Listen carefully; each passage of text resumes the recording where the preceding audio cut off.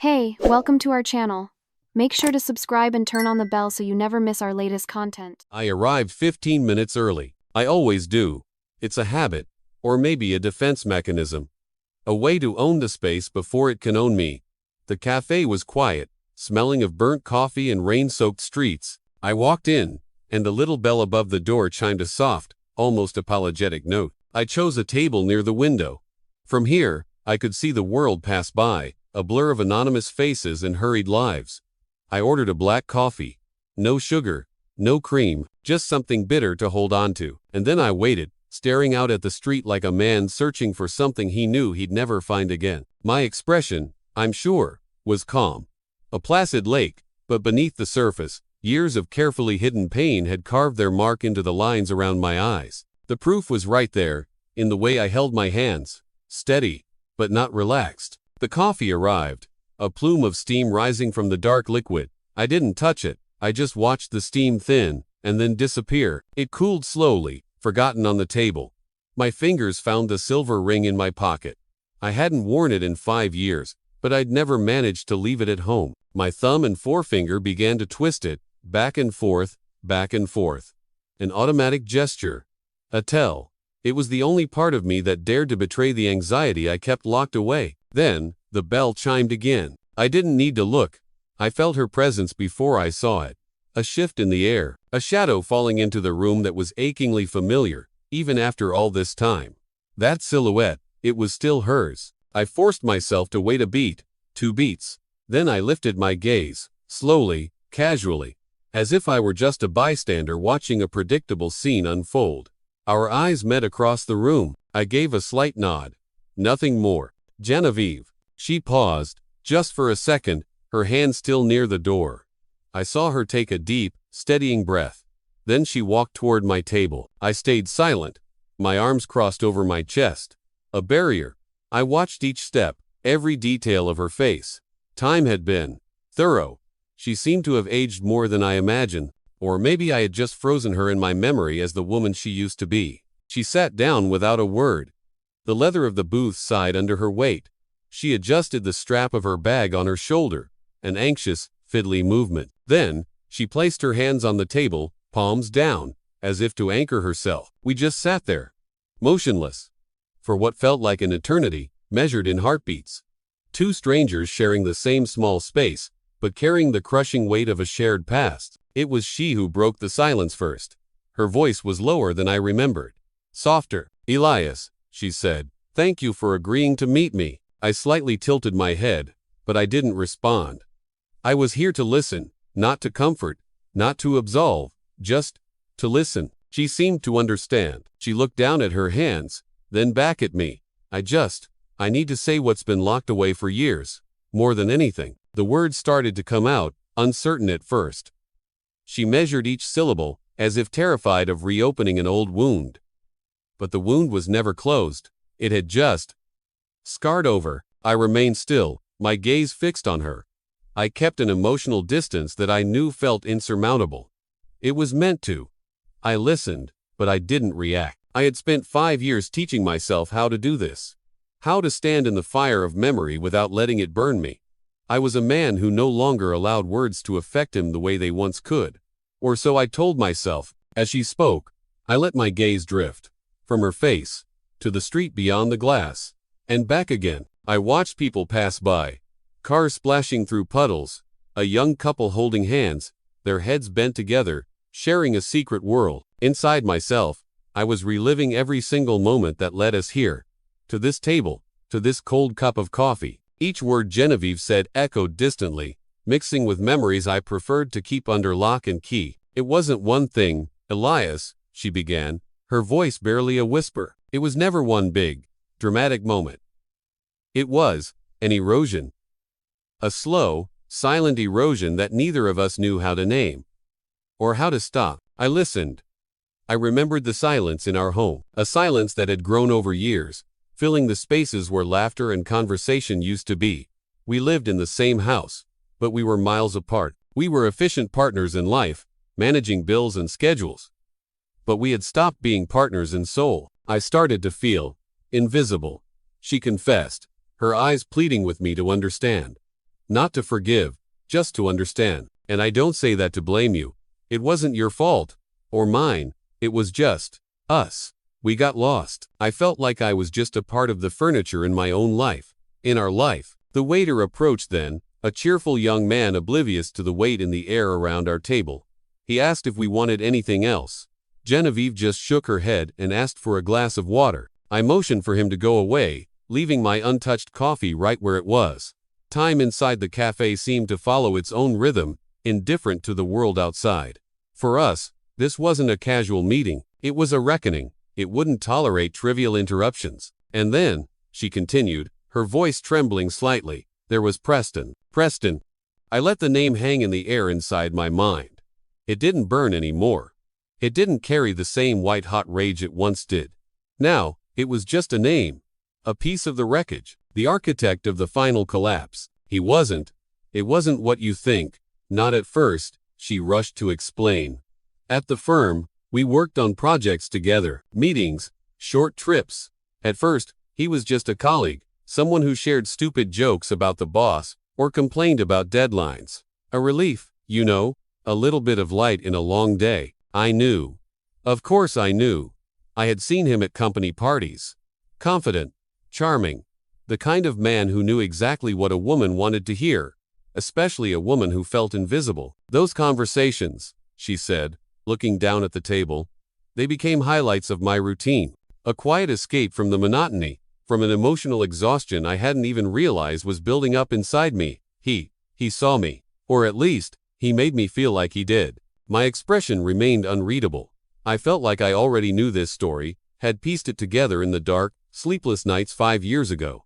But I wanted to see how honest she would be. I wanted to hear it in her words. I wanted to know if she had found the truth, or just a more comfortable version of it. She took a sip of water, her hand shaking so much that the glass rattled against her teeth. It started with messages, she said, late at night.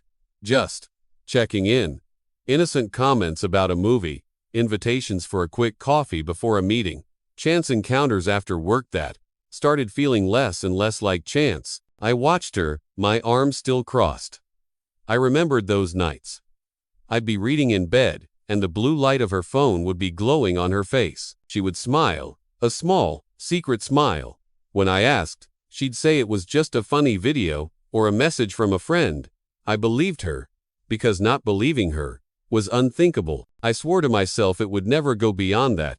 She insisted, more to herself than to me. I told myself it was just a friendship, something harmless that made me feel alive again, more like the woman I used to be. But as the months passed, she got pulled in deeper. She started looking forward to his good morning texts. They talked about books, music, things she and I hadn't really shared in a long, long time. I was just there, a constant, reliable presence, but he was the excitement, the novelty. I didn't react. I just listened as she unraveled the whole sordid sequence of events, like pulling on a thread that, once started, could never be stopped. The first kiss, she whispered, her eyes filled with a shame that was 5 years old, but still raw. It happened after a company event. Everyone else had left. We were alone in the parking lot. It was quick, almost mechanical, but it was enough. It broke the last barrier between us. After that day, the lies began in earnest. The excuses to stay late at work.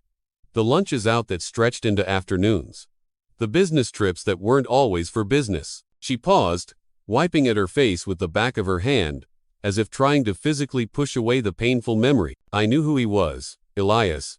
I wasn't naive. I knew he had a history of brief relationships. I'd seen other women at the office go through it. It always ended badly, and yet, I convinced myself I could be different. I was stupid. I liked the feeling of being desired again, of escaping the routine that felt like it had swallowed me whole. I uncrossed my arms. My hand reached for my coffee cup, but I didn't bring it to my lips. I just gripped the ceramic rim, my knuckles white, a small anchor in the storm of her confession. My eyes never left her face. I was present, but I was protected. The affair lasted almost a full year, she finally admitted. The number hung between us. A year. A year of living a double life. A year of secrets in the house we had built together. A year where I was split in two, the life I had with you, the husband I had known for decades, and the secret meetings with him. always surrounded by guilt and excitement. No, her voice cracked, but she didn't stop.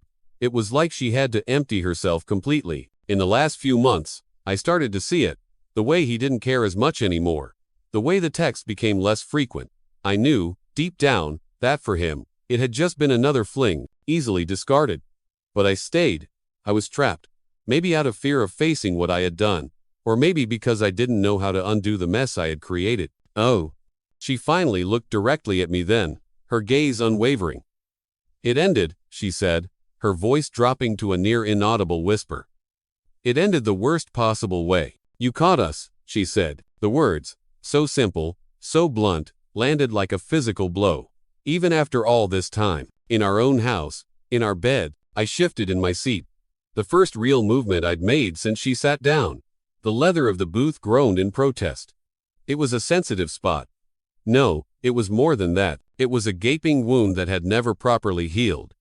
It was the moment my life split into a before and an after. She noticed my reaction and fell silent for a few seconds, letting me breathe. My mind, against my will, was already there. Back in that day, the key in the lock. It felt wrong. The house was too quiet.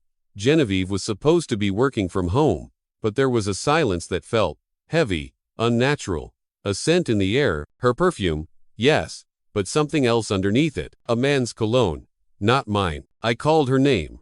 Jen? No answer. Just a muffled sound from upstairs. From our bedroom, my heart started to pound, a frantic, sick rhythm against my ribs. I walked up the stairs, each step feeling like I was wading through mud.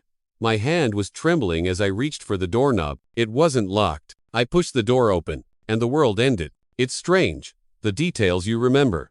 Not the big picture, but the small, sharp fragments. The way the sunlight from the window cut across the tangled sheets. The sight of his shirt, a pale blue Brooks Brothers, slung carelessly over the armchair where I usually put my own. Her expression, when she saw me. A flicker of shock, then terror, then a hollow kind of resignation. And him, Preston. He just looked annoyed. Bothered, like I was an inconvenient interruption. I don't remember what I said. I don't think I said anything at all. I just remember the look on my own face, reflected in the mirror of the dresser. A man I didn't recognize.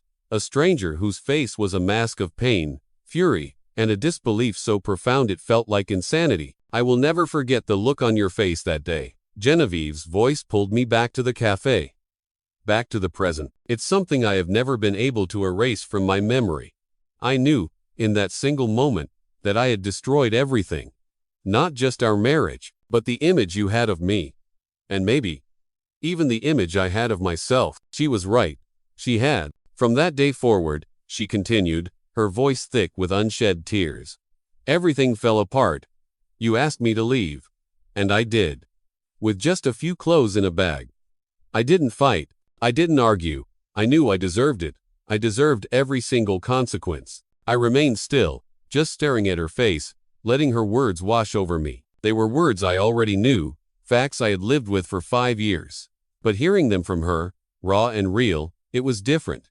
It was the final nail in a coffin that had been sealed long ago. The regret, she whispered, squeezing her water glass so hard I thought it might shatter. It just kept growing, silently, relentlessly, day after day. I spent years trying to understand how I let it happen. How I could risk a history we built over so many years, for something so fleeting. So fragile. Now, finally, she looked up, her eyes swimming. I don't want you to justify what I did, Elias. I wanted to tell you the truth. Because I knew you deserved to hear it. You deserved to know that I take full responsibility for the end of our marriage. She fell silent then, her long, painful confession finished. The weight of her words hung between us like a thick fog, refusing to lift. She waited, waiting for a reaction I seemed unwilling, or unable, to give. I leaned back in the booth, the movement slow, deliberate. I crossed my arms again, rebuilding the physical barrier to protect the emotional fortress I had spent years constructing. She watched me, her expression a mixture of fear and a sliver of desperate hope, waiting for a sign, a crack in the wall. But I maintained that same steady gaze. The gaze of a man who had learned to live with pain until it transformed into scar tissue. Tough, numb, permanent, Unable to bear the silence any longer, she started speaking again, her voice softer now, filled with a deep, weary sadness. She told me what happened after she left the house that day. When I closed that front door behind me, she said, it felt like I had left behind not just a home, but a part of myself I've never been able to get back. She described the first few weeks, staying at a friend's house, living out of a suitcase, then renting a small, sterile apartment that never felt like home. She tried to rebuild her routine, but every action felt mechanical, like she was a ghost living on autopilot. She threw herself into work, took up new hobbies, tried anything to fill the deafening emptiness, but nothing could drown out the constant, low hum of regret. I even tried dating, she confessed, a bitter smile touching her lips. A few casual encounters, pathetic attempts to believe I could be happy with someone else. But every time I looked at another man, I ended up thinking of you. The little things you used to do. The way you'd make coffee in the morning, the sound of your laugh. Things I hadn't even noticed at the time. But in their absence, they became monumental. I listened without moving, just twisting the ring in my pocket, a habit I'd never managed to break. As she spoke of her loneliness, my mind drifted to my own journey. My path from the ashes had been different. Unlike her, I didn't isolate myself. After the initial shock, after the weeks of rage and grief that felt like they would tear me apart, I made a conscious choice. One morning, I woke up in our empty house, the silence pressing in on me, and I realized I had two options. I could let this destroy me, or I could live. For the first time in my life, I chose to truly live. I started saying yes. Yes to invitations from friends I had previously declined out of convenience. Yes to a hiking trip I'd always wanted to take. Yes to learning how to cook something other than pasta. I rediscovered old hobbies, woodworking, reading history, and surprised myself by realizing that even past 50, you could still build new stories. There had been other women. A few relationships, some brief, others lasting a few months. None of them were meant to be permanent, but they were all important. They taught me that life existed beyond the marriage I had once believed was my only path to happiness. They showed me that I could be desired, that I could connect with someone again. Most importantly, I learned to value my own company. I learned to no longer depend on someone else's validation to feel whole. This transformation was startlingly clear to me now. Sitting across from the woman who had inadvertently set it in motion, I was a different man, a man who had survived the worst thing he could imagine, and had rebuilt himself, piece by piece, from the ground up. Genevieve looked at me, her eyes filled with that dangerous mixture of sadness and hope, the look of someone who still believed it might be possible to recover what was lost. I know the years can't come back, Elias, she said, leaning forward slightly, her hands clasped on the table. But I believe maybe we could try again. Start differently, more maturely, more consciously. The words hung there, a ghost of a possibility, the ghost of a life I once thought was my only one. For a moment, just a fleeting moment, I let myself consider it. The comfort of the familiar, the history we shared, the good parts, before everything went wrong. Could it be rebuilt? Could two broken people piece together something new from the wreckage? I looked at her, really looked at her. I saw the desperation in her eyes, the genuine remorse. I saw the woman I had once loved more than life itself. And I saw a stranger. I took a breath, a long, slow breath that filled my lungs and steadied my heart. I placed my hands flat on the table, mirroring her posture from earlier. I leaned forward slightly, closing the physical distance between us so she could hear me clearly, so there would be no misunderstanding. And I said the only word that was left. No. It wasn't angry. It wasn't bitter. It came out calm, firm, and absolute. The sound of a door being gently but definitively closed and locked for the last time. Genevieve flinched, as if I had struck her. She held her breath, waiting for more. An explanation. A justification. Genevieve, I said, my voice quiet but unyielding. I listened. I believe you are sorry. I truly do. But some choices, they are final. They produce consequences that can't just be wished away. I paused, letting the words sink in. I've learned, at great cost, that forgiving is one thing. It's for me. It's about letting go of the anger so it doesn't poison you. And I have. I no longer feel hatred for you. Tears began to stream down her face then, silent and unchecked. She didn't try to wipe them away. But forgiving, I continued, is different from forgetting. And it is a world away from restarting. The love that once united us, it's gone. It died that day, in that room, and you can't bring the dead back to life. But people change, she tried, her voice cracking. We've changed. Couldn't we just think about it? Reflect on it? I gently shook my head. It wouldn't matter. I have reflected. I've had 5 years to reflect, every single day. If I were willing to return to that life, I would have done so long before now. That was the final blow. I saw the last glimmer of hope die in her eyes, replaced by a profound, hollow acceptance. She brought her hands to her face, took a shuddering breath, and after a few seconds, she slowly stood up. I followed her movement, standing as well, but remained on my side of the table. She picked up her bag, adjusted her hair with a shaky hand, and looked at me one last time. "I'm sorry, Elias," she whispered. "Truly." I responded with a subtle nod. "I know. I wish you peace, Genevieve. I really do." And with that, she turned and walked toward the door. She left the cafe the same way she entered, slowly, as if carrying the weight of every choice she had ever made. I stood there for a few more minutes, motionless, gazing out the window at the empty street. There was no more anger. No desire for revenge. There was no triumph, just the quiet, somber realization that life goes on, even when everything you thought you knew falls apart. I reached into my pocket, pulled out my wallet, and left enough cash on the table to cover both coffees, the one she drank, and the one I never touched. I had finally put behind me a painful, but necessary, chapter of my own story. I walked out of the cafe and into the crisp autumn air.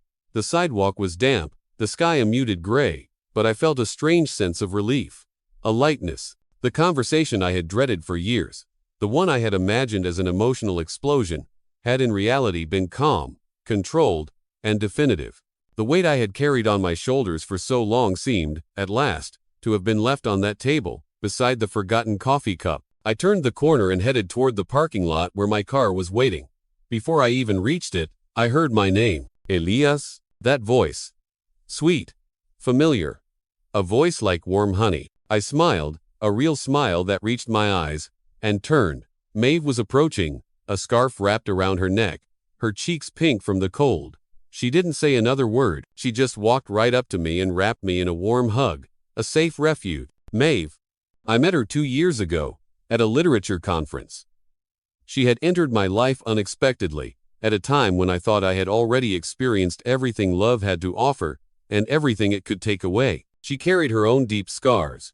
She had lost her husband in a sudden accident years prior and lived with the same emotional caution that I knew so well. We started by talking about books, then about life. Gradually, our meetings became more frequent, more intimate, until, without either of us really noticing it happening, we were together. She pulled back from the hug and held my hand, her fingers lacing through mine. Her gaze was searching, but not pushy. "How did it go?" she asked softly. I looked at her, at this incredible woman who knew how to respect the silences and the boundaries I still had. I felt a wave of peace wash over me. "It was necessary," I said, my voice clear and steady. "But my life, it's exactly where it's supposed to be. Right here, next to you." Maeve smiled her quiet, knowing smile. She didn't ask for more details. She understood. We got in the car and drove to our favorite little restaurant, a simple Italian place where they knew us by name. A place where we could talk about everything and nothing, laughing at life's small absurdities without the weight of old stories. During dinner, I watched her talk about the book she was reading, her face animated, her eyes bright. I realized how light she made me feel, secure, whole. It was different from anything I had ever experienced before, not because it was more intense, but because it didn't carry the same suffocating expectations of a love that needed to prove itself every day. With Maeve, love was natural. It flowed. It simply existed. After dinner, we walked to the park next to the restaurant, a habit of ours when the weather allowed. She rested her arm in mine, and we walked in comfortable silence, listening to the city sounds around us, feeling the simple comfort of each other's presence. I looked at her, the soft glow of the park lamps catching the silver streaks in her hair, and I smiled. Life has a curious way of surprising you, precisely when you least expect it. For so long, I had believed I would never trust again, never love again, never open myself up again, and now, here I was, fully committed, building a new story I hadn't even known I was looking for. Maeve stopped walking and turned to face me, her expression a little shy, a little hopeful.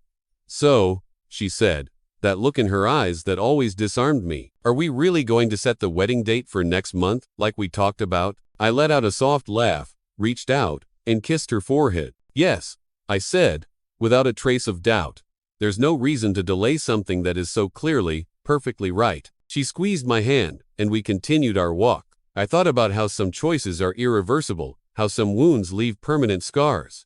But life always offers a new path. You just have to be brave enough to walk it. The next morning, I woke up next to her. I made breakfast while she read messages on her phone. As she was about to leave for work, she hugged me tightly, a long, lingering hug, as if she knew this moment represented something more than just a routine goodbye. After the door closed behind her, I stood still for a few seconds, looking at the empty room. But this time, I felt no emptiness inside myself. I walked over to the bookshelf, pulled down one of my favorite history books, and sat in my armchair by the window. The morning sun streamed in, warm on my face. I opened the book with the calmness of a man who finally understands. The past may shape who you are. It carves the lines on your face and leaves its echoes in your heart.